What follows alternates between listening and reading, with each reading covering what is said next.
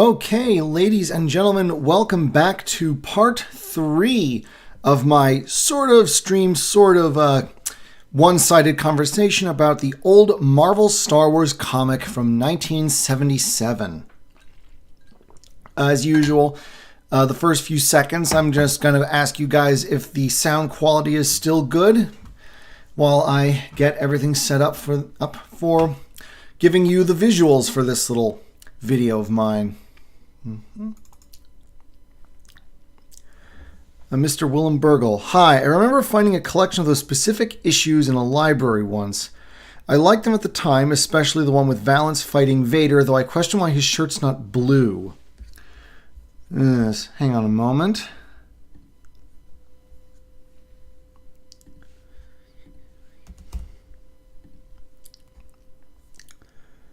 Huh, yeah, that is an odd choice, now that I think about it.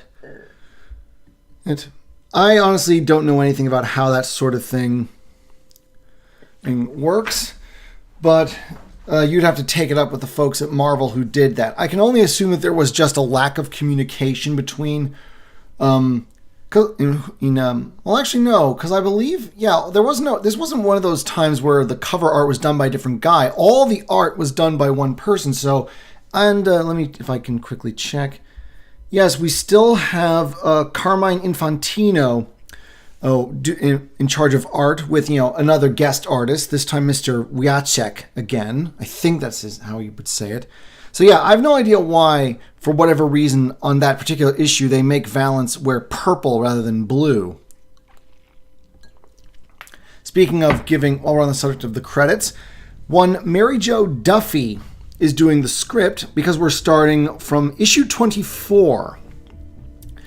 And this time is going to be a little bit different than the previous two. The previous two, you had pretty clearly defined mini arcs over the course of the Marvel comic thus far. Here, there's more like a kind of major plotline running alongside a bunch of small single-issue self-contained adventures. As usual, for anyone who doesn't have physical copies, most people like me, the link in the description to the website where you can read the comic online, follow along with me, and as I said again, we are starting from issue 24, because this is a very special one. It's a little one-off, and it's basically the first time that anyone did any kind of backstory into Obi-Wan Kenobi. Hold on, I'm getting... Not enough video to maintain smooth streaming. Hold on, folks. The heck? No, it looks like everything's caught up just fine.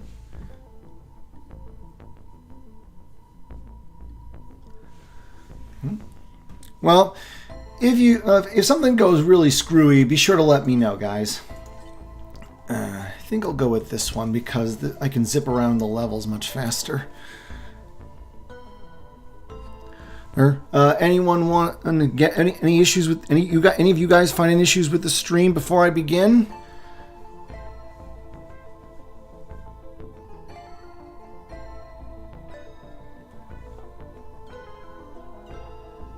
I'm not seeing any complaints or anything going down, so I'm going to assume that's a yes. So anyway, issue 24. This is a bit of a weird one, especially because it's not in the same it's not in chronological order. If you recall, part 2, the part 2 was mostly consumed with an arc concerning the Wheel, the infamous gambling space station. But this one, issue 24, takes place shortly after issue 15, so the conclusion of the Drexel arc, where they went to that planet of sea serpent riders and dealt with the pirate Crimson Jack. So essentially, we have a narrow. So it's we begin with the narrowest. Damn it! This is why I prefer my scripted videos, but whatever. We begin with the Millennium Falcon narrowly escaping an Imperial ambush, and basically, they are able to take out 2 TIE fighters at the same time. First with one set of guns and another with the other set of guns. And, Han, as usual, talks himself up because it's his ship and, he's proud of his accomplishments. But Leia, as is sort of her wont, has to bring him down to earth by insisting that he's certainly not the first one to do it, even if the feat was an impressive one. Oh, good. The stream looks like it's going fine. And she basically mentions that Obi-Wan Kenobi did it back during the Old Republic days, and that is our segue into the main story of this one singular chapter. We're not given any actual dates, obviously, but this is still a pretty interesting thing here. Because, Obi-Wan Kenobi is one of the most iconic mentor figures in modern popular fiction, right up there with, the likes of Gandalf from Lord of the Rings. And, prior to this point, because we're still before The Empire Strikes Back came out, because this was a monthly series. All we know about Ben's backstory is, of course, his little bits about about fighting in the Clone Wars and being a Jedi Knight alongside Luke's father. So this really is the first time that Ben gets any kind of backstory, even if this would later be rendered non-canon by future Star Wars media. So, Kenobi is on his way to Alderaan. Because, at this point, they still have the idea that he is an old friend of Bail Organa, Leia's adopted father. That's something they did retain later on, obviously. And he's crossing aboard essentially what is a giant long-distance luxury cruise liner. So all kinds of characters are on board, from important politicians to even a former crime lord by the name of Trill, who's recently, let me check, was he convicted? Was he actually convicted or not? Hang on. Yes. He managed to barely avoid a criminal sentence, but typical sort of crime lord thing. Must have bought the jury or the judge or all of them. Who knows? But of course, Obi-Wan establishes himself as the good guy straight off by stopping one of the other passengers from harassing a droid. Because lest we forget, there has always been a degree of, I suppose, let's call it anti-synthetics bigotry in certain corners of the Star Wars universe. I don't know how, now that I think about it, is there, because my experience of Star Wars media beyond the films comes from the books, and I don't recall it ever being a major focus in any of the novels. Was it ever a big thing in the comics? Can anyone tell me? Anyone more familiar with comics than I am? But yeah, they like them. But anyway, he sort of tells the guy off for it, and he actually tries to Obi-Wan from behind, and of course, Jedi. Old Ben literally just stabs him. And pretty damn cold, but again, this is very much before they had this idea that Jedi were, I guess this is before they really started going into the morals of the Jedi Code. Because, I'm more of the opinion that, he did take out the two thugs, Dr. Evazan, I think, and Ponda Baba in the cantina. But I don't know. For some reason, I have a hard time believing that Ben was the kind of guy who would, especially as a younger, more idealistic man, who would just straight up kill a guy. Especially as a Jedi, there was plenty of ways he could subdue him without having to go full lethality. It's still a cool shot, though. And while we're on the subject of cool and interesting things, for anyone who's looking at the comic now, you can kind of notice how different the young Obi-Wan looks from the Obi-Wan that's been sort of cemented by the Clone Wars era material. Well, he's not a redhead like Ewan McGregor is, and he's black-haired, and of course because this is the 70s and they're still really leaning into the early pulpy origins of Star Wars. He's sort of dressed like a Flash Gordon Buck Rogers character. The jumpsuit with the boots and the gloves ensemble. In a little bit of foreshadowing, after stabbing the guy that tried to knife him, he has a brief conversation with Trill, the crime lord, who basically offers him a drink from a special fermentation device that uses microwaves. Interesting process. I'm no expert in how alcohol is made, so I don't know if that's really legit. But of course, upstanding guy that he is, Kenobi refuses the beverage. He also befriends that droid that he saved from the asshole earlier. What's blasted the number designation? 68RKO. He's basically on his way to Alderaan, just like Kenobi, only he's going to enter the service of Senator Organa. He calls him a prince, interestingly. And again, this is sort of that fact that the lore of Star Wars was still really nebulous, because even though there was technically a monarchy of sorts on Alderaan, they always, the monarchs, I believe, they held the title of, not of king, but rather viceroy. I guess it was sort of a less explicitly monarchical kind of title. But anyway, Bail is, I guess, referred to as prince, and so because there's of the prejudicial attitudes towards droids, and RKO figures it might not be good for me to be seen traveling by myself, even though I'm fully capable of doing so, and so he asks Ben to kind of pretend to be his owner for at least the duration of the voyage.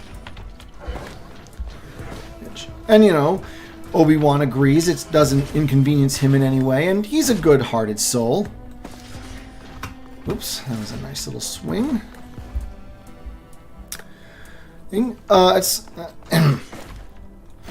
Kenobi goes up to the bridge and meets with the captain of the liner. Now, the thing is, they are heading towards a pretty risky area of space. They're going into it. They're like sort of hiding in an asteroid belt because they're near, what are these guys called? The Mersons. Star Wars alien race that's never really mentioned again outside of this comic run, to the best of my knowledge. I'm sure anyone looking up on Wikipedia can confirm if I'm right or not. Oh, what's this? Oh, more examples, but also in the Marvel series. Oh, a possible droid rebellion. Well, don't spoil too much. I'm kind of learning as I go with this one. So anyway, the captain is pretty nervous because the asteroid belt that they're sort of hiding in is on the very edge of Merson space, whatever they are, and there's a patrol going by. And since this captain of a luxury cruise liner is not a military man, Jedi are warriors, albeit for peace and justice, he's kind of hoping that Ben will take command of the situation, especially if it turns out that they will have to fight for their survival. Though they wouldn't be able to do much given that this cruise liner in space has only 2 main energy weapons. Not exactly the kind of thing you could take on military vessels with, even if they are small patrol ships.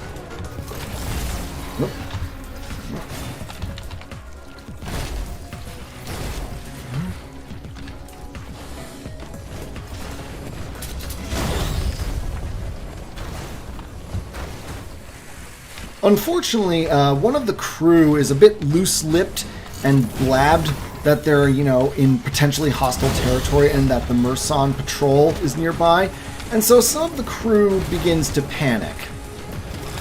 But of course, in order to maintain hidden, first, the cruise liner is staying inside the asteroid field, and they've shut off pretty much all systems apart from life support, because they're basically hoping the Merson's scanners won't detect them. So they're literally just coasting by on life support and whatever, and like any spare power is used to, for making food and drink. So, hopefully they won't get noticed. But of course they do, and the patrol ships start homing in on the cruiser. But of course, Obi-Wan is a Jedi, At this point, he knows his way around the battlefield. While he's not an old man, obviously, he does kind of give the impression of being, at least in his 40s, if not early 50s. He certainly still has this very mature look to him. So it kind of presumes that this guy has had experience. This earlier version of Kenobi. And of course, he pulls off the same firing out of both ends trick that Han did with the TIE fighters earlier as the sort of introduction. And that's pretty much it. The day is saved. Sort of. Because, the passengers aboard the cruise ship are panicky over the fact that they were nearly caught by the Mersons, and they're apparently looking for someone to blame for it. And they've decided to single out the former crime... well, no, not former. He is a crime lord. Trill. And of course, Trill pleads his innocence because, he would. And in fact, Kenobi points that out, that even if you were... if you had... And like Trill says, I didn't do it. And Kenobi basically says, and you wouldn't have admitted to it even if you had. Of course, he soon discovers that actually, no... Oh, it is kind of Trill's fault, but not deliberately. Because what the Mersons were detecting was that special fermentation machine that Trill was using to make his special brews. And, Kenobi just destroys it. So yeah, technically it's Trill's fault the Mersons found them and nearly dusted them, but he wasn't doing it deliberately. He did not know that his beverage's microwave sensors was strong enough to be picked up by the Mersons. And so, that's the end of issue 24. There's nothing really special about it in itself, but it is very interesting to get a look. Again, one of those things about the Marvel 1977 run is just like with Splinter of the Mind's Eye. You're basically looking at a kind of Star Wars that might have existed had it not been for, one, the wild success of the original film, and two, The Empire Strikes Back, which pretty much changes everything up till that point. And in fact, at one point, there's going to be a period in the comics that's post-Empire Strikes Back, and the comic is going to start looking pretty different. I haven't skipped ahead, but I just imagine that it would have to be, given how Empire is very much sort of set the gold standard for a Star Wars storyline. It's still regarded as the best of the original trilogy for a reason, folks. Different series, but maybe not the one I want. Well, anyway, let's not take any chances if it is in this one. Thank you, though. Okay, now we are on... I think there might actually be a delay in the stream. I'm looking at the video now, and the feed is still on the previous level, so I'm guessing there's just a delay going on. Or, well, maybe it's not, but YouTube is perceiving it. I don't know. Anyways, I just hope this doesn't screw up the final product too much.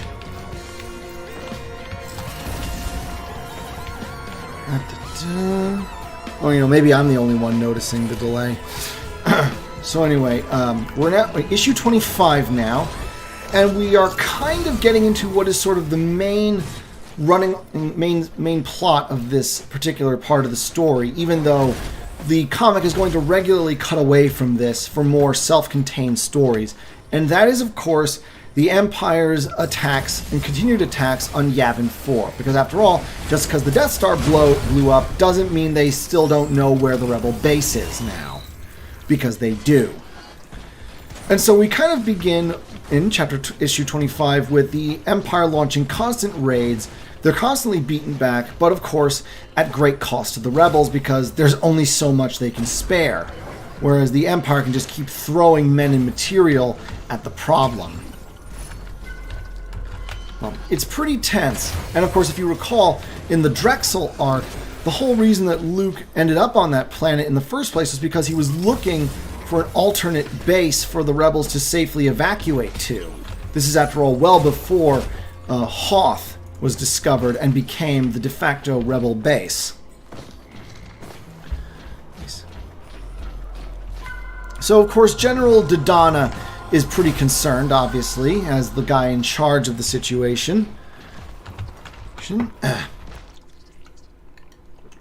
And of course, whereas issue 24 took place technically after issue 15, I should say, in the comic, with issue 25, we're caught right back up to where we left off with the Wheel arc, because we've cut to Luke and Leia selling off Administrator Grayshade's personal yacht for money, so that he ended like a cheaper ship of their own to get back to Yavin 4. Of course, they ended up selling the yacht to basically the equivalent of a used car salesman. I think we've all met the type, the kind of guy who talks about, my vehicles are in great condition, and it turns out they're actually clunky hunks of junk barely held together with spit and prayers. But unfortunately, as fugitives from Imperial law, beggars can't be choosers. Hold on. And as our heroes begin flying, by this point, Han and Chewie have sort of parted ways with Luke and Leia because they're still not formally part of the rebellion, and again they're concerned with being hunted down by Jabba the Hutt. So anyway, it's at this point that we're introduced to what's going to be kind of a recurring villain for this part of the story, and it's actually sort of a villain that's been hinted at before. If you recall from the Wheel arc, the Empire's plan was to frame the rebels for attacks on merchant ships, and the merchant ship they were using for this purpose specifically was owned by the House of Tagge, a sort of very old-timey aristocratic family who is very, very in tight with the Empire. And of course, including Commander Tagge, who appeared in sort of the Imperial Officers Board meeting in A New Hope, and in fact died aboard the Death Star.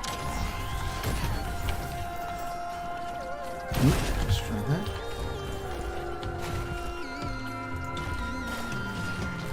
that. Well, basically, what was his given name specifically? Hang on. Yes, Cassio Tagge. Well, it's now that we kind of meet the rest of the family. Well, most of the rest of the family, anyway. His elder brother and head of the family, Ormond Tagge, specifically.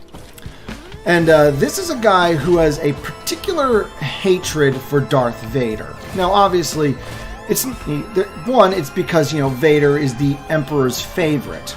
They haven't yet, at this point, established Palpatine as sort of the big bad of the series, of the story just yet. Because especially if you've read the old novelization of A New Hope, Palpatine is talked about less as sort of an arch villain and more like just a cloistered man kept ignorant of what's going on, weak and sort of foul and weak and manipulated by others. So, Tagge, obviously, even so, Tagge recognizes that in order to climb the hierarchy of the Empire, one has to get in good with the Emperor. And of course, so long as Vader's hulking, breathing form occupies that spot, there's certainly no room for his family to get in close. But it's more than just that, because Vader once Tagge challenged Vader to a fight, always a lousy mistake when dealing with Vader, and apparently rather than just killing him outright like he probably should have, Vader decided to let Tagge live at the cost of taking his eyes. So now the man is dependent on basically cyber goggles to see. So, obviously he detests Vader and is looking for any opportunity where he can sort of knock the Dark Lord off his pedestal and become the Emperor's #1 man. And also he wants to be able to kill Vader personally. And so despite not being a Force sensitive, he's actually gone to the trouble of learning how to fight with a lightsaber. Because he figures revenge will be all the sweeter if he can basically defeat Vader on the same terms on which he himself was defeated. I actually kind of like Ormond Tagge. He is one of the, apart from Valance, he's the first villain so far that has that's a genuinely interesting, as far as I'm concerned. And of course, as it turns out, he too is heading for Yavin 4. And Luke and Leia discover this, and they sort of follow his ship. Only, and it turns out, Orman has set up a kind of secret base, not on Yavin 4 or any of the other moons, but the gas giant Yavin itself. At first, that just seems impossible, but then our heroes spot a bunch of TIE fighters just flying right on into the gases and not suffering over much from the atmosphere, because the gases of a gas giant are very active, and so they kind of screw with sensors.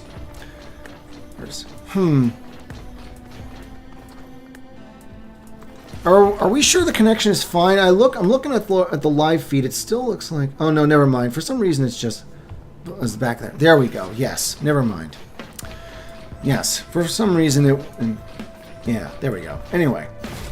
But yeah, so clearly the House of Tagge has figured out a way to safely navigate the storms and, the gas of the gas giant. And of course, they have to report this back to the rebellion, because if the Empire has somehow established a base this close, it might then hampering it might in turn hamper the Empire's efforts to keep harassing the rebel base. Gotta check ahead a bit.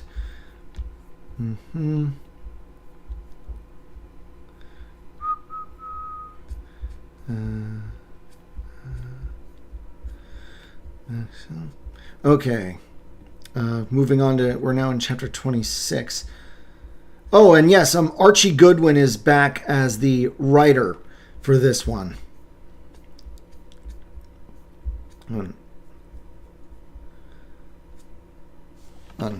So, anyway, the rebels are spotted, of course, and, the Imperials pursue them down towards Yavin 4, but Luke is a pretty great pilot, and of course he's got his rudimentary grasp of the Force on his side, so they are able to evade the enemy and make it safely down.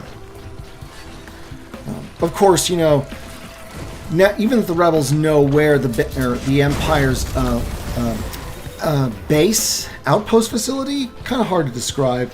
Well, anyway, they know, even if they know where it is, that's not the same as being able to do something about it, because even if the Empire has found a way to safely get through all those sensor-jamming gas clouds, the Rebellion certainly doesn't have anything like that. And in order to get in there, they would kind of need someone who's especially gifted, who has the best chance of surviving, get the entry into the atmosphere, even if he doesn't have a chance of getting out. And so, it's kind of clear that Luke is the only person who has even a chance of pulling this off, even though it's pretty clear to everyone involved that this is practically a suicide mission. But, it's Luke Skywalker, and at this point, I don't think, even back in 1977, I doubt anyone reading this would have thought, he might actually die this go-around. No, not a chance. Not a chance. The plot armor is too strong with this one. So, of course, guided by the Force, Luke manages to make it safely down to the facility. And it turns out that, yes, there is indeed... like a base that generates a special field that creates a situation kind of like the eye of a hurricane, a calm in the middle of the storm. Essentially a still space where the gases aren't swirling everywhere. And so that's how the TIE fighters are able to enter the atmosphere of Yavin safely. And of course, Luke does what he's sent there to do. He blows the turbines that are keeping the station stable, I should say. So of course, Orman Tagge and his subordinates need to abandon ship, or, in this case, abandon station real quick, lest they, be pulled down into well, as a gas giant, it would be like a liquid metal core of Yavin, and killed by the intense gravity, if not by the toxic gases. Because the kind of stuff that comprises a gas giant just is not fit for human respiration. Of course, by destroying the station, Luke basically has just destroyed the only thing that makes it possible to navigate the gas clouds of Yavin. And so he has to fly in, fly out, I should say, relying entirely on the Force. Now, of course he does, but but one of the interesting things I will say in favor of this old Marvel comic is that they really do find a way to emphasize Luke's growing strength in the Force without making it seem like he's growing overpowered too quickly. It's very much, it's very much a trial and error learning curve that he has to go through.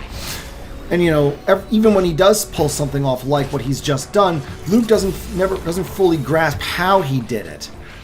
Even if the Force is kind of meant to be the kind of thing that defies explanation, because if we basically were to apply the magic system idea to it, Star Wars and the Force would be very much a kind of soft magic system, like very soft, Lord of the Rings soft.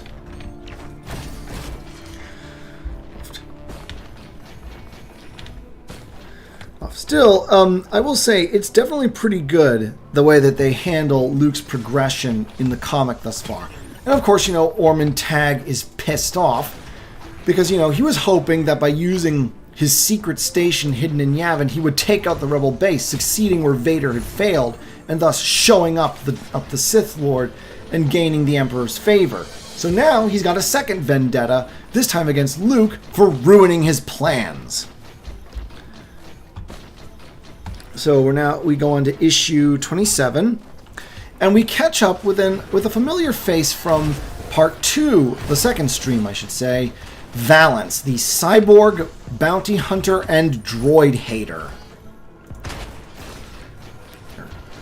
Hold on a second. There we are. Basically, he's been holed up on this little planet called Junction. It's basically, Mos Eisley, but an entire city, if not, an entire planet, because Star Wars is one of those universes where there's only one kind of environment on most planets. And basically, let me get the exact readings of why he's there. Okay, yeah, he's established a deal with a local droid repair, like a used droid store, for lack of a better term. He basically pays the guy both to provide, old and used droids for, Valance to destroy, because he's got to vent his hatred of all synthetic life somehow. Meanwhile, he expects the dealer to keep his ears to the ground for any sign of anyone matching the description of Luke Skywalker and, his droids, R2-D2 and C-3PO.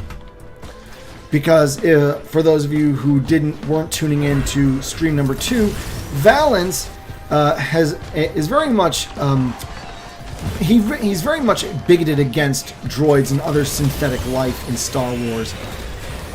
Made all the more ironic by the fact that thanks to some injuries he suffered as an Imperial Stormtrooper, he had to get cybernetic replacements, making him a cyborg and thus, half droid. Thus, he has become like the thing he hates.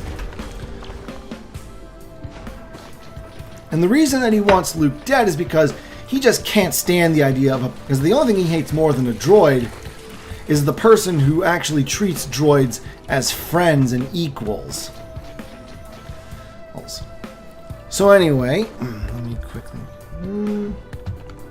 So after his, near-death experience, piloting his way practically blind out of Yavin's gas giant, and Luke is once again looking for a new world for the rebels to move to, because they can't at this point. They just can't stay on Yavin 4 forever. It's only a matter of time before the Empire decides to nix the idea of just the constant raids and basically send enough firepower to blow them off the planet.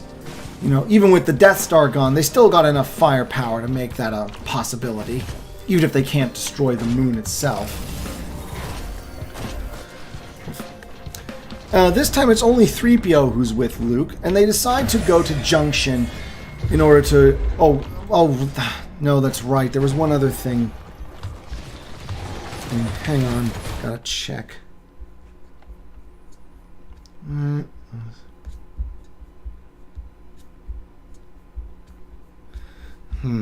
Where is...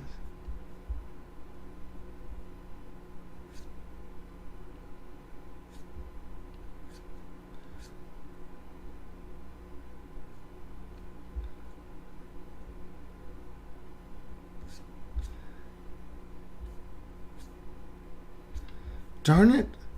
At what point was it? Sorry, guys.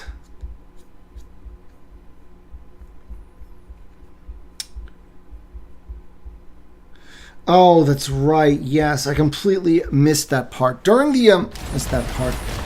Back in the previous issue, back when Luke and Leia initially arrived at Yavin, then R2, when the Empire was pursuing them, R2 was gravely damaged by an Imperial TIE pilot that Luke had downed. And he'd basically gone down to the ship to see if there was anything worth salvaging, and maybe, that could be, and also maybe interrogate the pilot. Instead, the pilot shot R2, and the rebels are stretched to the limit. You know, they can't afford to expend spare parts on repairing a single astromech. And so the reason why Luke and 3PO have gone to Junction is to be able to find and buy parts to repair everyone's favorite R2 unit. Sorry, guys. Should not have let that one slip me by. Anyway, of course, they end up going to Skinker, the droid dealer that has the deal with Valance. And so, of course, Valance finds out about Luke and 3PO, and he arrives, and, you know, he's ready to kill the droid lover. But it turns out Luke puts up a pretty good fight, even though he's still getting the hang of using a lightsaber. Oop, did not mean to do that.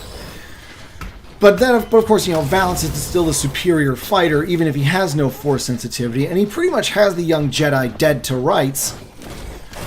But then 3PO basically puts himself between Valance and Luke. And, you know, to Valance, the droid hater, or the man who can't comprehend the idea of droids being equal to humans, the idea that a droid would willingly sacrifice himself for Luke, even if he is his master, his owner, is just inconceivable to him. Because, you know, even though 3PO, like most droids, is naturally programmed to be fairly servile and obedient to whoever owns him, he does have enough, 3PO does have enough personality to have something akin to a will of his own, and, you know, Luke was very good to him in R2. So, you know, he is genuinely loyal. It's not just that Luke is his master and his owner. And, you know, besides the fact that during the fracas, Valance loses sort of that synthetic face covering, so that his cyborg parts are fully exposed. And, you know, apparently the 3PO's gesture of selflessness really actually hits a chord with Valance. And in the end, he just lets the two go. He doesn't forswear his desire to kill them, but it's basically made him rethink a few things about himself and his position. And in fact, 3PO points out that maybe what the rebellion is fighting for is a world where maybe someone like Valance, a cyborg, would not be treated as a freak. And in fact, this is made very clear, that the prejudice against synthetics doesn't just extend to droids. Earlier in a scene where Valance has killed a bunch of guys at a bar who were trying to attack him, Some stormtroopers find him, and they actually discover that he's a cyborg, and they figure, well, we can't have a cyborg killing indecent organics. And so, yet another reason for Valance to resent his status, and though why that translates into hatred of someone who actually treats synthetics well, like Luke, I don't understand. But anyway,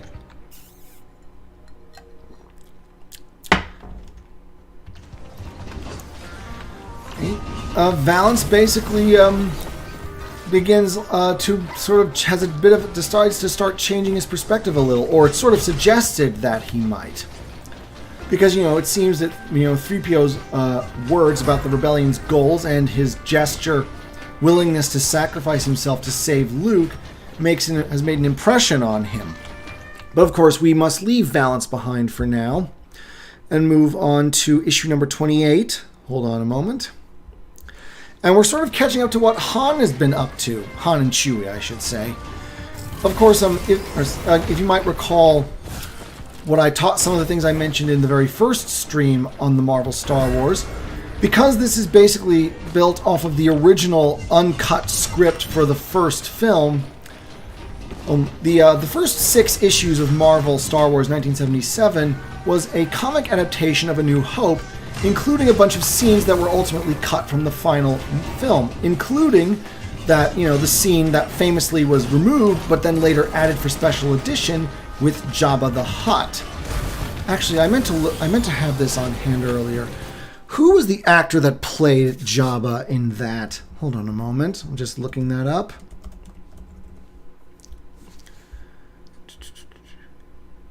Yes, a man named Declan Mulholland, and sort of an Irish guy who in the deleted scene, he was wearing like this very hairy suit. But of course, they decided to alter that even then, because in this comic, I should say, Jabba is a character, and he's not human, he's an alien. He's not a slug, but he's like humanoid, and he has this kind of weird whiskery hamster face.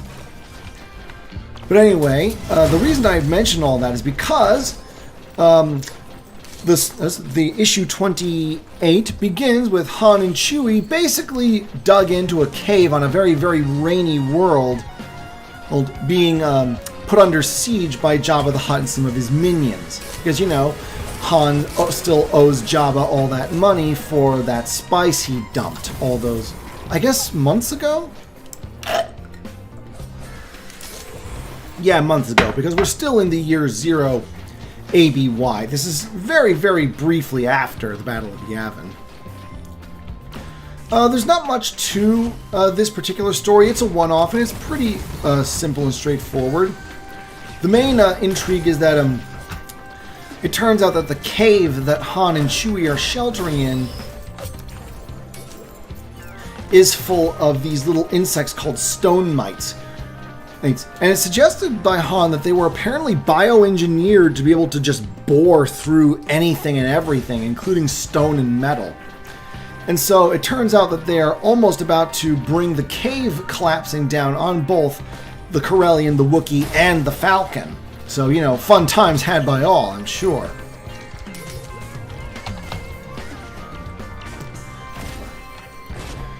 And so, they need to find a way to get out there quickly before the cave comes crashing down.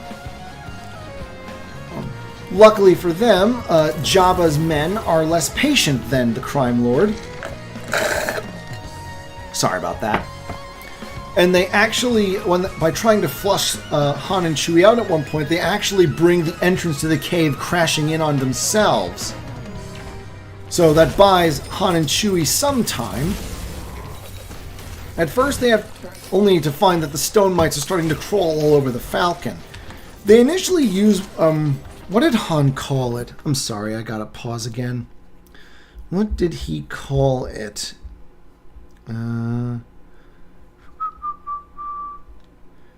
The de-icing system. Basically heating up the outer hull of the Falcon to the point where it basically cooks the mites off of them. But this can only work for so long, as the mites just keep on coming. and there's only so much power that they can spare, or while also having the engines have enough power to get them out of there. However, Han realizes that if the stone mites have basically eaten their way through, practically honeycombed the cave they're hiding in, then they could actually, the Falcon engine can just easily break through the stone wall because it's not solid rock anymore. It's just literally Swiss cheese. And lucky for them, when Jabba's goons brought down the entrance, they also ended up releasing a bunch of the stone mites that gets aboard Jabba's own ship. And so, in fact, although Jabba is able to pursue them into space, by the time he gets into contact with Han, the stone mites have wormed their way through most of his ship's systems and killed him along with his men. And basically, the Hutt has to make a deal with Han. Basically, a reneging, or at least a temporary hold on the bounty in exchange for Han giving him a ride to safety. And the chapter ends with Jabba literally clinging to the hull of the Falcon, basically thinking, all right, Han, you win this round. Checkmate for you. But one of these days, I'll be the one holding all the cards, and you won't be so lucky. So, clearly he's not going to just, forget the money Han owes him, or, his pride as a crime lord that someone could actually defy him and get away with it. He's still going to try and kill Han one day. But, Jabba's pragmatic enough to know that timing is a factor here. He should do it when he's got a stacked deck, not when the cards are against him, as it were. It's actually kind of fun, and I will admit, even though obviously this cannot in any way be canon, you can sort of see a bit of a hint of the kind of character that Jabba would kind of is in Star Wars media in generally. Jabba is ruthless, and he does hold a grudge, but he is also in both his pre-slug form and his post-Return of the Jedi definitive slug form.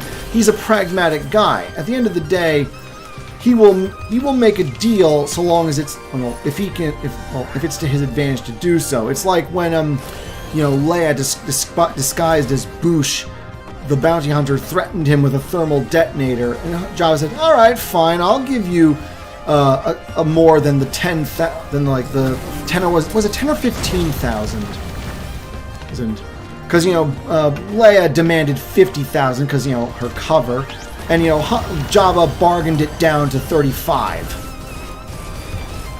Right. So Jabba was not so proud that he was unwilling to pay the bounty hunter, quote unquote, extra, if it was if he saw an advantage and a reason to do so. Because Jabba's an opportunist at the end of the day. Like any self-respecting crime lord.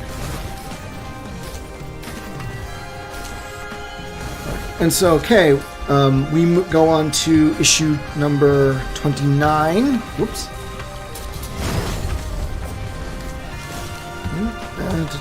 Yes, still Archie and Infantino are the dynamic duo for this. And we actually return to the character of Valance. But not immediately. The chapter opens with Vader doing, his standard interrogation deal. And he's got a name.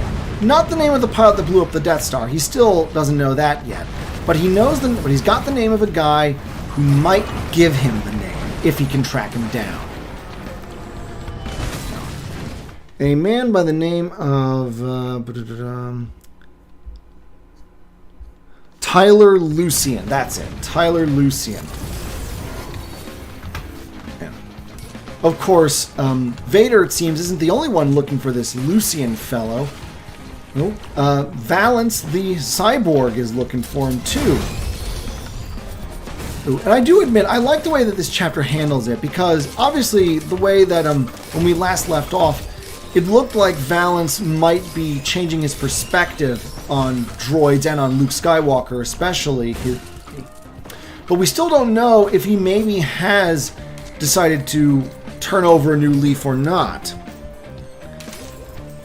All we know at this point for sure is that he too knows about Tyler Lucian. and that he's kind of in a race with Vader to get to him first. Though as yet we do not know why exactly. But of course, Valance does win the race. He gets to this Tyler Lucian first on this former resort, which was eventually, shut down due to pollution into the local, once very picturesque lakes. Now, it turns out that this Tyler Lucian was a rebel on Yavin 4, but when the Death Star showed up, he basically cut and run. Not an unsurprising thing. I mean, it was the first Death Star, ready to blow up the moon with everybody on it. It's not unreasonable there would be some who would have thought the fight to be hopeless.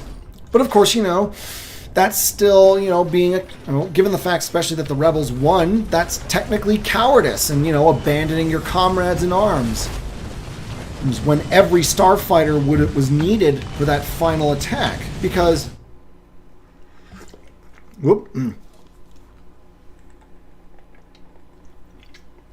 If I recall A New Hope correctly, apart from Luke and Han, the only ships to survive, and the only pilots to survive the first Battle of Yavin was Wedge, because I distinctly remember there were 2 X-Wings, and one of them was obviously Luke's, was Wedge, and 1 Y-Wing pilot. So, not counting the Falcon, out of all the fighters the Rebels sent to take on the first Death Star, only 3 made it out alive. I mean, a great victory, but a very costly one. Obviously the Empire was far more costly, given all the, I forget how many millions or even billion people that were, in personnel that died when the Death Star blew up. But still, anyway, Lucian ever since has been living kind of in shame. Because, at this point, he can't go back to the rebellion after running out on them like that.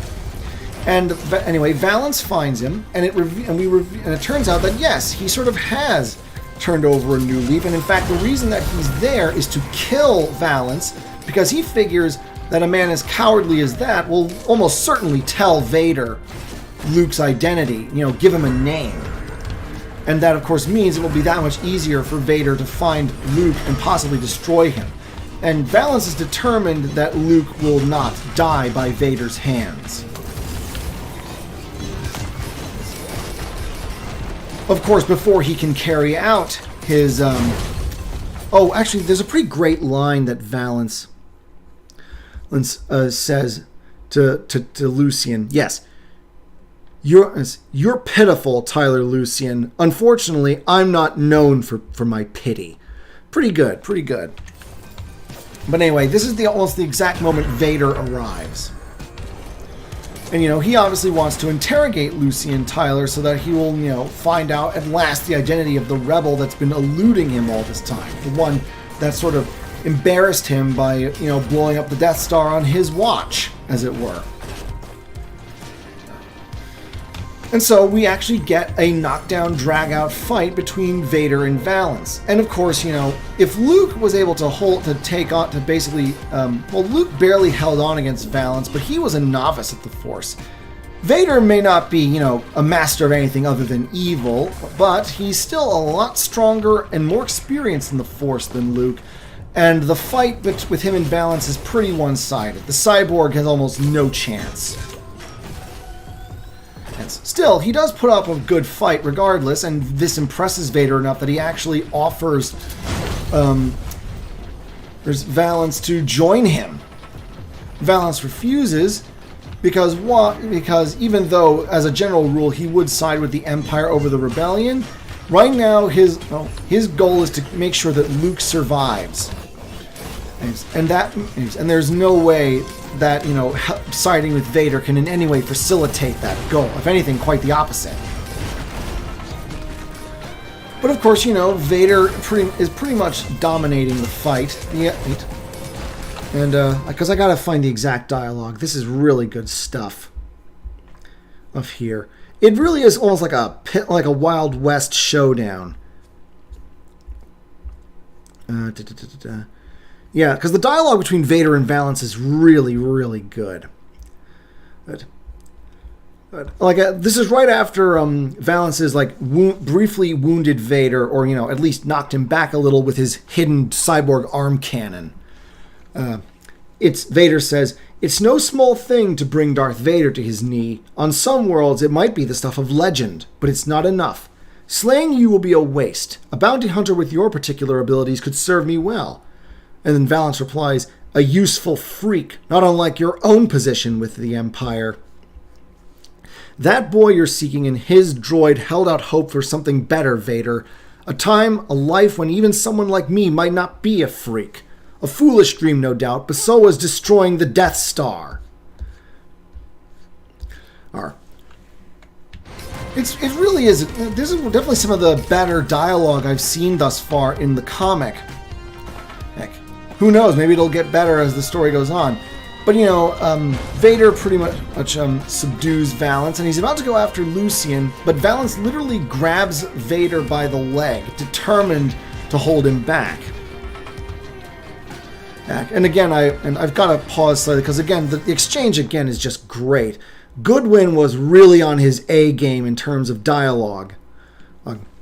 "Still alive, still fighting. I could almost admire you, Valance. Give this up. Join me. The medics on my cruiser can probably still save you." Because at this point, Valance, I should have mentioned it, Valance is mortally wounded. He is dying. And, of course, he refuses. And Vader says, "Lunacy. Even if I quit now, left you and the cringing coward in the tower, nothing would change. Others in the galaxy will have the same information. If I don't acquire it today, I will tomorrow." "And for what will you have sacrificed yourself?" And Valance replies, again, this is possibly the best line yet. "Time, Force Master. The boy you seek, the one with the droids, is good, and he's growing. Someday he'll be your equal or your better. Any delay works in his favor, increases his chances. Any delay." And Vader concludes by saying, "Then, Valance, there can be no more." And Valance tries to drag Vader with him off this walkway they're both on into the lake. Now, I mentioned before that the lake was filled with pollutants, industrial waste. And the water is so acidic that it could melt metal within minutes and flesh within seconds. If both of those men go in, there's no way they come out alive. Unfortunately, Valance's attempt fails as Vader basically cuts off the hand that the cyborg is using to hold on to Vader and drag him down with him. Haha, that's why I got the teddy bear. Anyway, so yeah, Valance unfortunately dies, but it turns out that his sacrifice was not quite in vain, because all this while, Lucian Tyler was listening to their conversation and about how buying Luke time is what is important, giving him the chance, increasing the chance that one day he might be able to take down Darth Vader, the most frightening man in the galaxy.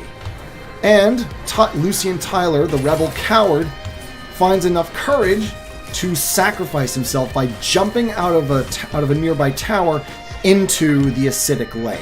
And so, Vader is back to square one.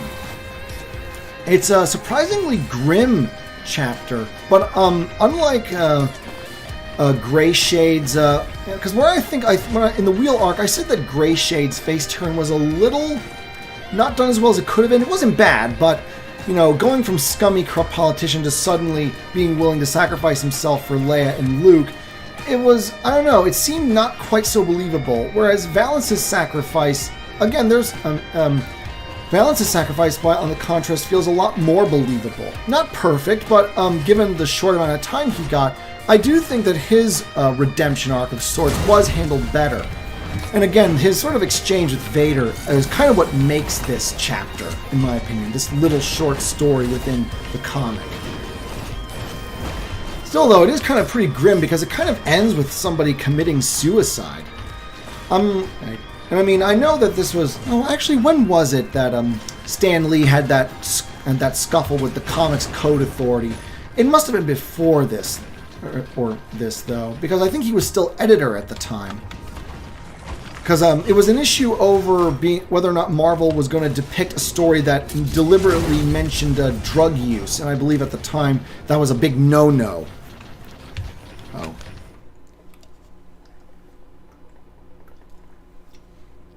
I'm not a comic expert. Anyone more familiar with Marvel history, feel free to clarify that in the chat.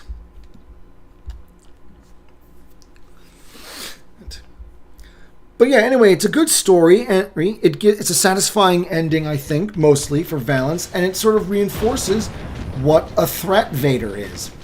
So anyway, we move on to issue number 30, and this one is going to be focused entirely around Princess Leia. Because, you know, Leia Organa of the lately of Alderaan is not the kind of gal to just stand by while others are doing the risk-taking for the cause of the rebellion. That's just not the kind of person she is, even though Dodonna does, you know, make the same argument that was made in Princess Warrior, I actually did a video on that. You can find that on in the Should This Be Canon playlist, where basically the idea is that it's not a good idea for Leia to constantly risk her life. Her ultimate value to the rebellion is as a leader and a symbol, and you know, leaders can't really you can't really afford to send your leaders constantly into the front line, because you know, if they die, then something irretrievable is lost.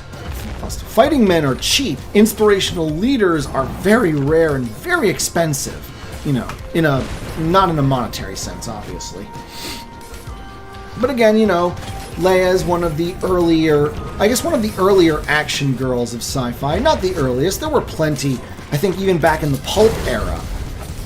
I think, yeah, I believe Buck Rogers' love interest, I think, was often in the thick of the fighting. I can't recall her name off the top of my head. But anyway, she decides to go to this planet called Blasted. These names keep escaping me. For some reason, a lot of the planet names in Marvel just aren't very memorable. Metalorn.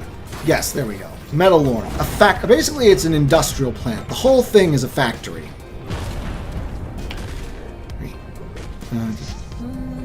Yeah, that'll work. And basically, there's a man there on Metalorn that Leia wants to try and get into contact with, and possibly start a rebel cell there.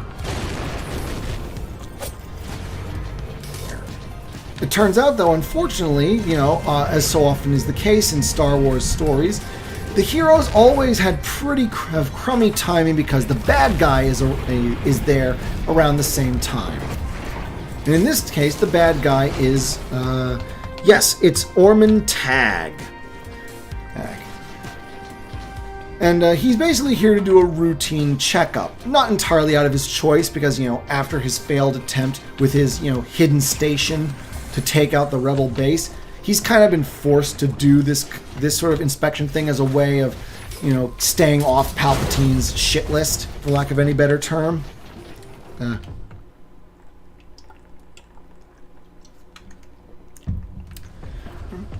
And of course, it turns out that that the Imperials discover that Leia is there, and so of course there's a big manhunt out for her. Though at the same time, there's also this sort of side plot running alongside Leia being pursued, with this little girl on Metalorn who keeps trying to plant these seeds. And maybe start a little garden there, even though, you know, Metalorn is wholly industrial. There's no natural biosphere left. And in fact, she often does this when she ought to be in, like, a little kid's education center. So this gets her in trouble with the authorities pretty often. But anyway, Leia manages to evade the Imperials. She does this in a pretty clever way. Weapons are forbidden on Metalorn. You're not allowed to bring any with you. So of course, you know, she steals a stormtrooper's blaster when she's forced to knock one out because he found irregularities in some of her papers. Because, you know, Leia originally was planning to just walk in through the front door disguised as just some person visiting. well, I don't remember the exact capacity, but something official sounding. But of course, it turns out that the security on Metalorn also basically tracks every single weapon that in the Imperial arsenal. So of course, they are able to track Leia by tracking the blaster. However, she manages to ditch that. Right? So of course, the troopers find the blaster, but they don't find her. Unfortunately, Ormond Tagge is a little bit smarter than the average Imperial. And he basically catches her right just as she finds the man she was hoping to contact on Metalorn. Darn it, gotta find his name. Hang on.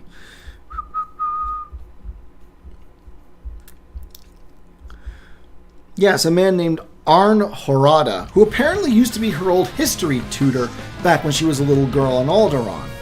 Unfortunately, as I just said, Tagge got there ahead of her because he figured, well, our security system recorded your voice while you were talking to the stormtrooper before that you knocked out. All I did was do a cross-reference to voice recordings of known fugitives, and wouldn't you know it, we have a copy. The voice over the security system matches the one on file we have of you. So what would Princess Leia be doing here by herself? Well, she must be looking to make contact with someone she has a connection with. And so he basically went through. So I went through the roster of essentially our serf workers, and figured, oh, this man used to teach Leia history, so this must be her contact. Now, I will say this is they definitely set up Ormond Tagge very well. I do like a nice, competent villain.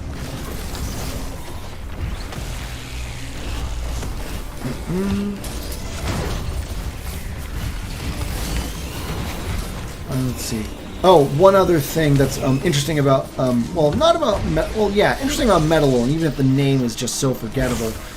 It's the fact that apparently they decided to have Metalorn be this very Orwellian kind of thing where the workers are constantly propagandized, like night and day, to the point where they don't even know that the rebellion exists and think that there is just no opposition to the Empire at all. And so there's this funny scene where right after Tagge catches Leia,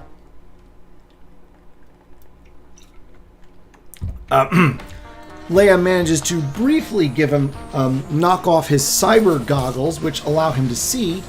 Well, wait, is that exactly? I want to make sure I'm right about this. Oh, actually, no. The old professor trips him up with a chair, and then Leia briefly uses a pair of handcuffs intended to imprison her to attach him briefly to a table, and then she hides among the crowd because she's wearing the same kind of overalls, jumpsuit thing as the rest of the workers. And when Tagge manages to finally cut his way free because he has that lightsaber with him, he basically says, "Where is the enemy of the Empire?" And the worker's like, "But the Empire has no enemies. That's what the propaganda keeps telling us." And they say this perfectly innocently because they literally don't know any better. And so Tagge goes herring off. Only it turns out that Leia is still there in the room among the crowd with that little girl. Her name is Tammy, I believe. Yes, Tammy. So as it would look like, oh, she would just be the girl's mother, and so Tagge would not suspect her. Oh yeah, and so Leia manages to escape. Unfortunately, she wasn't able to properly make contact with her old professor as she had hoped, but she does believe that by the fact that she was able to escape, she was able to show the people of Metalorn that the Empire is not invincible, that it's not always, right, that it can be resisted. And the chapter ends on a fairly heartwarming note with the little girl Tammy once again burying some seeds in that little makeshift garden of hers, and hoping. And it's pretty good. It's a decent, short, inspiring little story. Ooh. But now we kind of come to sort of the main meat of this stream. Because, at last we kind of get to focus. We sort of leave the one-shots behind and we get to sort of, I guess, the closest thing to a major arc that can be talked about in this video. And drat, I have to use the restroom. Sorry, ladies and gentlemen. Be right back.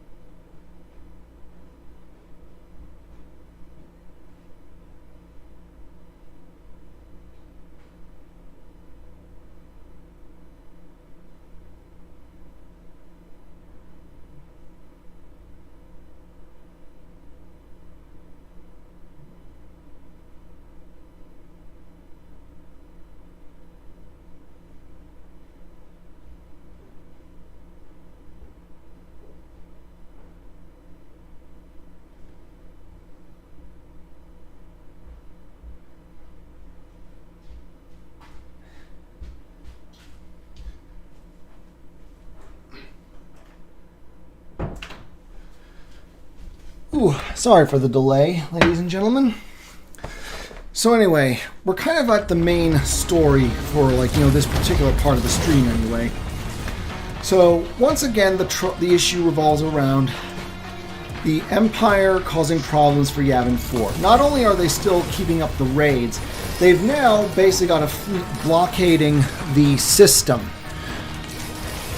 So even if the rebels manage to find a new base to call home, how can they precisely get out of there with the Empire, watching the system like a hawk? They're going to need pilots that are really good at running blockades. And so, we open up with Luke and the droids going to Tatooine to find some. Yeah. And of course, we once again sort of meet back up with our principal antagonists, Orman Tagge. But this time we get to see more of his, I suppose, illustrious family. I mean, I don't know if that's the right wording for a family of bad guys. But anyway, Orman is, he's the eldest brother. He's the head of the household. And Cassio Tagge, the guy who appeared in A New Hope and died with the Death Star, was sort of his second brother. So now we meet the fourth brother, or we meet the third one soon, the fourth brother, the youngest of the four, Ulrich Tagge, who is sort of a high-ranking, who like Cassio is a high-ranking general well, oh no, they use general, but that's probably not the right term. It's the Navy, so he should be an admiral. But for some reason, they use general. I think a bit of a basic writing mistake on Goodwin's part. Anyway, the Tagge family's got something pretty diabolical cooking on Tatooine. So of course, they're bound to run. So our heroes and our villains are bound to run into each other at some point. And things get really dicey.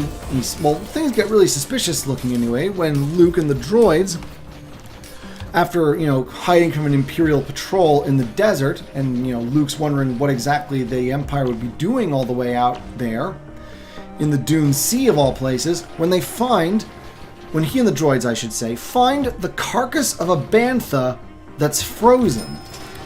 Frozen on a baking desert planet like Tatooine. Something fishy's going on here, and one doesn't need the Force to understand that. In the process, though, Luke has a brief run-in with some of his old friends back from the days when he was still working his uncle's farm. Fixer and his girlfriend, now wife, Cammy. And these, again, they appeared in that deleted scene from A New Hope, where Luke actually saw the Star Destroyer taking out the Tantive 4 and, ran into town to tell all his friends.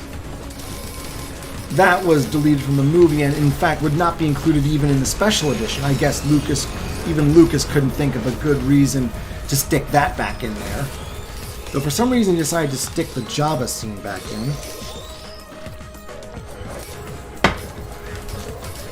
in. Anyway, it's the scene does a little more than kind of reintroduce these characters and sort of who appeared briefly in that one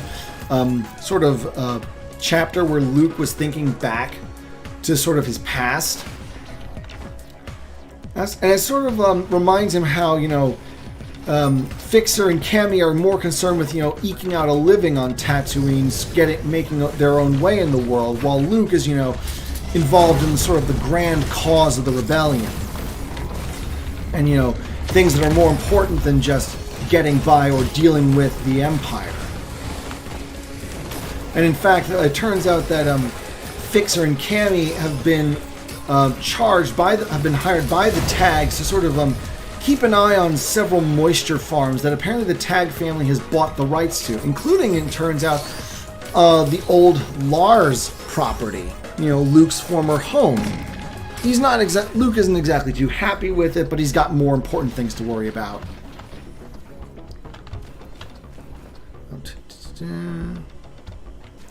Yes, and so it's around this time that we are also introduced. So we've met, so we know Ormond Tagge, we've met Ulrich Tagge, now we meet the third brother, Silas Tagge. And he is like the complete opposite of Ormond. Ormond is, very passionate, very ambitious, obsessed with vengeance against Vader and Skywalker. By contrast, Silas is sort of the chief scientist of the Tagge family research and development for the Tagge family business, and he's very much sort of the Spock to Ormond's Kirk. He's very cold, very logical, and in fact is very kind of pokes fun at what he calls his elder brother's romanticism. By which he means mostly, Ormond's obsession with vengeance.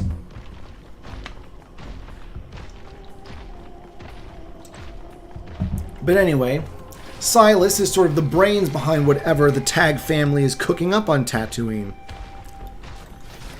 So Luke and the droids, after their run-in with a Fixer and Cammy and discovering the weirdly frozen bantha, the impossibly incongruously frozen bantha, they make their way to Mos Eisley, figuring, well, we're still going to try and complete our original mission and find some blockade-running pilots. And of course, they end up reuniting with Han Solo when they accidentally get involved in a bar fight. Unfortunately, it seems that Fixer is there and that he actually informed the Tagges about Luke being on Tatooine, but then felt a guilty conscience and came looking for Luke to warn him. Luke has no time to recriminate his former friend, because, our heroes have to get out of Dodge quick before the Tagges, and by extension the Empire, catch up to them.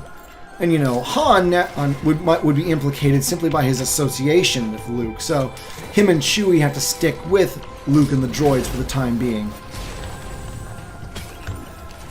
And let's go with this one. So they go off back into the desert on this land speeder that Luke borrowed. Obviously, it's not the one that he sold back in A New Hope. And it's around this time that, one, they have a run-in with some... Well, actually, no, let me make sure I got this right, because I already made him overlooked something once today in this stream. I'd like to avoid repeating mistakes. Ah, yes, they're heading. The original plan is to get back to Luke's ship, the one that they used to get to Tatooine, only to find that it's been completely deconstructed and sold for deconstructed by Jawas who want to sell it for scrap. And like, if you can look at the panel right now, 10 will get you 20 that this is where Favreau and Filoni got the idea for that bit from the second episode of season 1 of The Mandalorian, where the Razor Crest gets completely dismantled by Jawas, and the bounty hunter arrives just in time to see them completely take the ship apart. It's literally framed the exact same way. I do not believe that is a coincidence. And that had to have been an homage by the makers of The Mandalorian. And of course, just like in The Mandalorian, despite Luke being quite angry, understandably, Han basically convinces the former farm boy that their best shot is to basically try and make a deal with the Jawas.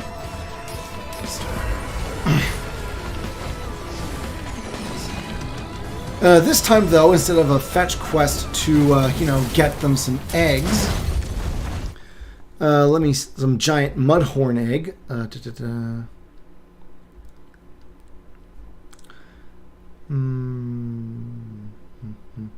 Okay, basically, Luke promises the Jawas the speeder if they'll take him, if he'll take them back, if the Jawas will take them back to Mos Eisley. Han even convinces Luke to pretend to offer up the droids as well as collateral. Though, of course, Luke's not exactly thrilled with that idea either. And it turns out that maybe dealing with the Jawas was a mistake, because while the Jawas are planning to take them to Mos Eisley as agreed, they also plan to make their usual route along the Dune Sea in their eternal hunt for scrap and other things to sell. Which means that they won't be seeing Mos Eisley for 3 months before our heroes can get too cheesed off with the Jawas taking advantage of technicalities. They end up stumbling onto onto what the Tags are doing. They've set up these giant towers that are vaguely similar to moisture evaporators, but aren't. And basically what they do is they unleash this immense wave of super cold energy. Oh, it's called darn it. What did he call it? What do the Tags call it?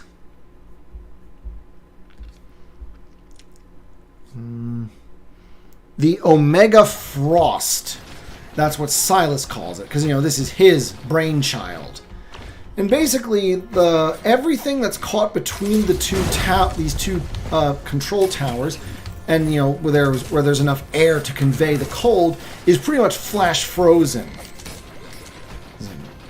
And in fact, another Jawa sandcrawler that managed to arrive in the area before the one that's carrying Luke, Han, and the droids gets caught, and basically because metal becomes incredibly brittle when frozen, it begins to fall apart after it's been turned into a giant metallic ice cube. So yeah, the Empire or at least the Tags, have a super weapon, and a pretty insidious one too, frankly.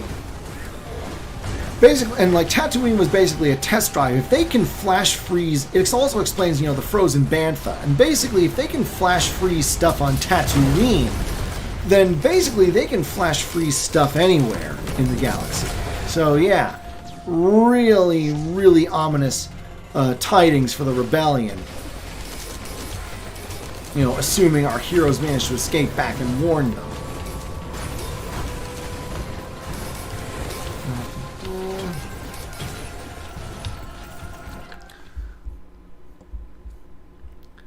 Oh yes, so the Empire. So the Tagges actually spot our heroes and decide to pursue them because no witnesses. Luckily, even though the Sandcrawler can't move especially fast, it does buy our heroes enough time for Luke to basically take a bunch of cans of oil, essentially, dump them out behind them, and then shoot them with a pulse rifle in order to cause a giant wall of fire between the retreating Jawa Sandcrawler and the pursuing Tagges. So, of course, they managed to escape.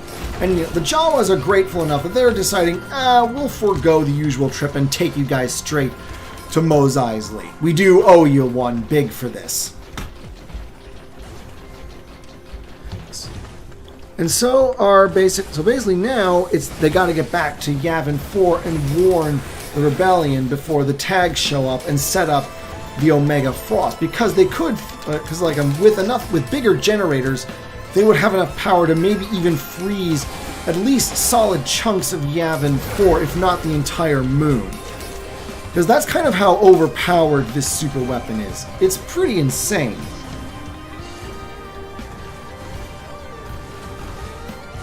Still, I will give props to Goodwin. It's fairly creative as Star Wars super weapons go. It's not like just another giant gun. Like, the Death Star, the Sun Crusher, what was it called? The Galaxy Gun? Yeah, that was it. So, Chapter 33, we're in the home stretch for this one, folks. So the Falcon makes it back. Oh, hold on a second. Gotta pause. Make sure. Avoid mistakes.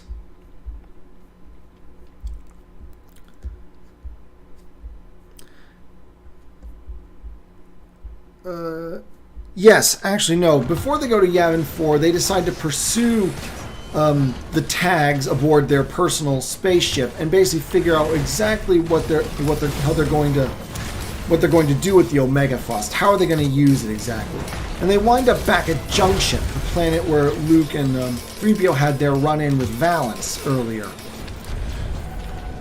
And unfortunately, Luke gets captured because they're trying to, because they initially see a bunch of a space transfer where a lot of equipment is being moved from the Tagges ship to the Star Destroyer that their youngest brother Ulrich commands. Unfortunately, Luke gets caught and taken prisoner, and the rest of the crew aboard the Falcon have no choice but to escape back to Yavin 4 and warn the rebels. Leia is, of course, pretty furious that they kind of almost sort of unfairly blames Han for Luke being a prisoner of the Empire. Kind of unwarranted, frankly, in my opinion, but, it is what it is. And Donna is at least, able to say, look, this is something, Luke has a preternatural ability to get in trouble, but also an equally good ability of getting out of trouble. So all we can do is, act on Han and Chewie's information and the droids that the Empire is setting up their Omega Frost thing at Junction. Or at least at the moment they are. And, the best thing to do would be to track them down and basically destroy the Omega Frost so that it can't be used. Now, luckily, although it's not the exact same system, this Junction is in the same sector as Yavin, so the rebels are able to bring most of their major ships there without tripping the Imperial blockade. Because apparently the Imperials are basically patrolling the local space. Yeah, so that does sort of contradict the blockade idea. Either that, or it was just not properly explained by Goodwin.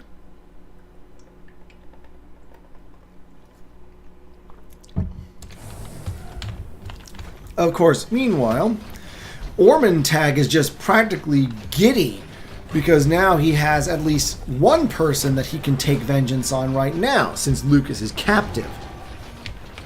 And, you know, since Luke is a Jedi like Vader used to be, Tagge decides, I will basically use you as practice for my rematch with Vader. So, you know, it's going to be it's a lightsaber duel. Now, of course, you know, Luke is a novice with the Force, but Tagge has, of course, has no Force sensitivity, whatever. But, you know, he's been training for years with a lightsaber to take vengeance against Vader. So, in that sense, the Imperial has the advantage of our young hero.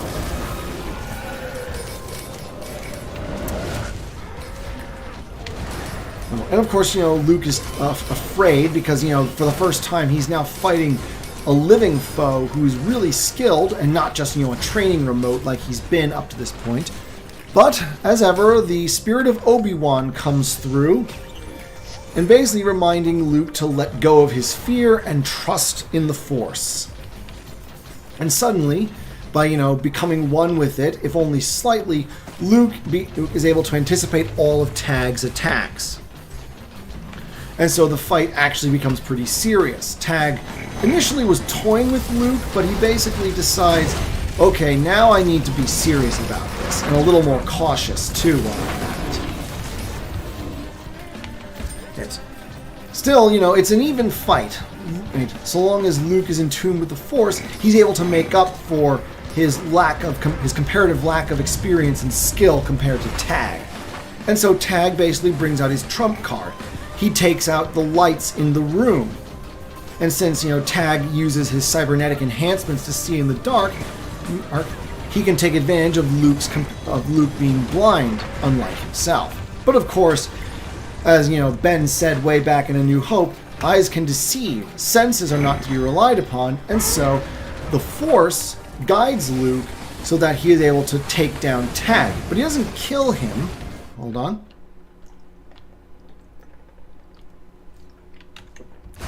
He instead just cuts away these weird cyber goggles that Tagge uses in order to see. And basically, the fact that he was so completely outmatched just hits Tagge really hard, and he actually goes into a state of shock, just babbling about the fact that he could have killed me, but he didn't. And you know, because Tagge is a very arrogant man, and, you know, being humbled in this way, now, you know, twice, as it turns out, is just apparently too much for him. But meanwhile, the more scientifically inclined brother Silas is determined to make sure that Luke doesn't escape, and has taken precautions that Tagge had not, that Ormond Tagge had not. Ormond was convinced that, you know, he would win, so there was no need to take any precautions against Luke escaping. But Silas, you know, as, you know, the guy who very much takes pride in being scientific and logical, believes he's planned for all contingencies. And he has this actually pretty great line where he responds by saying, "Ormond is the romantic, I am not." And so, with that, we sort of come to the last chapter today, number 34. Give me a brief second. Yes, still Goodwin and Infantino. So anyway, the rebels are now making all the best speed for Junction. But at this point by now, meanwhile, Luke has realized that he could very well be leading the rebel, that the rebels might be heading into a trap. You know, because he figures if they come to rescue him, they'll be in danger because the Omega Frost is there. Unfortunately, if you recall, Silas took precautions to make sure that Luke could not get back to his friends to warn them. And so basically Luke manages to steal a TIE fighter, but it's basically been sabotaged. The sensors are gone, there's barely any fuel, and there's no comm. So, you know, Luke is basically just flying in basically a glorified coffin.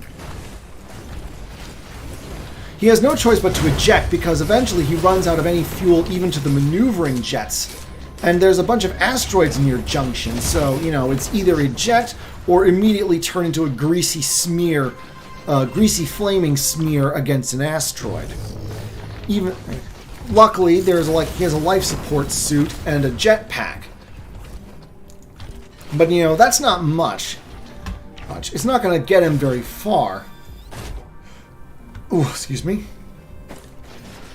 And meanwhile, the rebels are inbound, not knowing that they're walking into a trap. Because they think that Silas and the Tags plan to use the Omega Frost to take out maybe like the Yavin 4.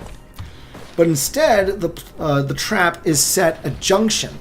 The control towers that emit the deadly cold have been set up throughout the asteroid field. Once the rebels are within range of the towers, they'll activate and basically flash freeze everything in the immediate area, including them.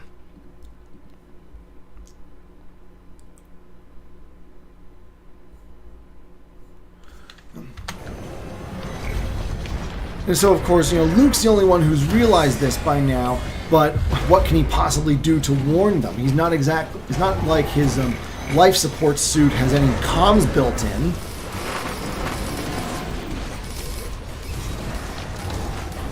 Hang on. Gotta make sure I'm getting these events right. Okay.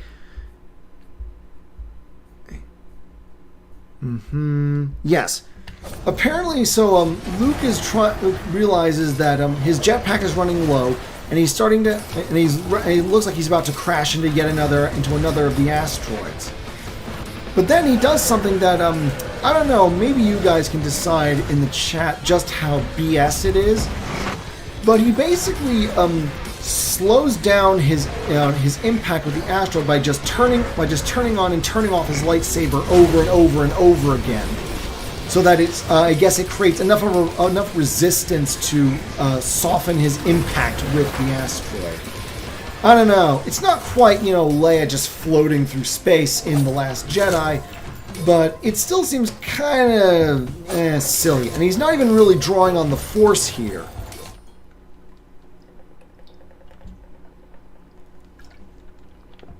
So, you know, in spite of Silas Tagge's contingencies, Luke survives.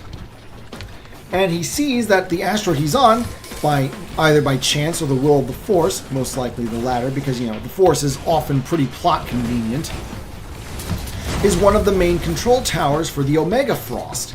Unfortunately, because, you know, Silas Tagge is the contingency man, there's a force field that surrounds it. But luckily, Luke is able to figure, oh, maybe the force field doesn't extend below the surface of the asteroid into which the control tower has been planted.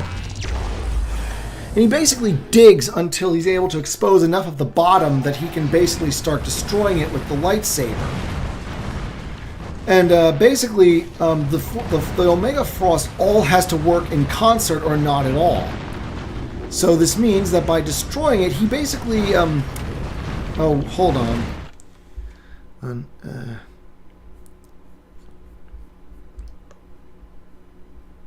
Oh, yes, right. Silas sort of sees what he's doing and basically decides, well, he doesn't know yet that Luke's about to take out the station by exposing the part of it that isn't covered by the force field, but he decides not to take any chances and has the Omega Frost activated immediately, even though the rebels are not in the optimal position. And so, basically, the rebels' ships all manage to avoid the initial freeze, but because they're threading their way through this asteroid at pretty high speed, there's still the chance that they'll just crash, the chance that they can't turn back without entering. They can't turn around. They can only go forward, and that means getting into range of the Omega Frost. And so it looks like Silas's plan might work anyway. But then that's the moment when Luke manages to uncover enough of the bottom of one of the control towers that he's able to destroy it. And apparently the network is so finely tuned that if one of them doesn't work, then none of them work. And this is really where Silas Tagge kind of goes into a panic, because apparently when all his contingencies have been countered, he's unable to think on the fly like his older brother does. And of course, the rebels aren't standing idle. With the Omega Frost gone, they basically launched the attack on the Star Destroyer. No, isn't the Star Destroyer? No, it's not. It's basically the Tagge family ship that Silas and Orman are on, and they take it out. And of course, now initially, Luke is still in danger as one of the surviving TIE fighters tries to take him out, but the Falcon takes it out instead, and so it's happy ending. The Tagges have been bested, possibly dead, and the threat of the Omega Frost is no more. And so this is, I think, is actually one of the best arcs so far. Some of the small one-off stories, like the Obi-Wan in the past one, were pretty intriguing. But that was more like just how different this is compared to what Obi-Wan's backstory ultimately became. Otherwise, this was a fairly the Tagges, I think, were pretty great villains. And while I kind of wish that Valance had lived longer, I do think that he was given a fairly satisfactory end. More satisfactory than Gray Shade, but Gray Shade wasn't bad. I just think not handled as well as he could have been. And Valance was handled a little bit better than him. Overall, though, I think the Tagges make for very good villains. Very good villains. And, there's one of them still alive, and maybe Ulrich is less of a logical man like Silas, nor of a passionate, vengeful man like Orman.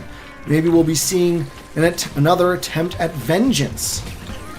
And only this time, there's even more stuff to avenge than just, humiliation, foiling their plans. Two things, though.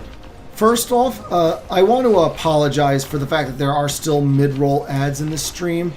I did sort of, when I first announced that I was going to be including ads, including unskippable ads in the beginning and the end of my videos, I did promise that I would not do mid-roll ads because I just loathe those things for constantly interrupting everything. But apparently these nowadays with streams, you don't really have a choice in the matter. YouTube will basically, there's going to be ads. It's mid-roll ads. It's just a question of how frequently. I did set the frequency to the lowest, so fewer interruptions for you guys. I still feel kind of bad about it and want to apologize because I did promise no mid-roll ads, and I kind of take pride on being a man of my word. So I can only ask your forbearance and understanding that this is beyond my control, I'm afraid. The second thing is I have a couple of questions with regards to my to Patreon and Subscribestar.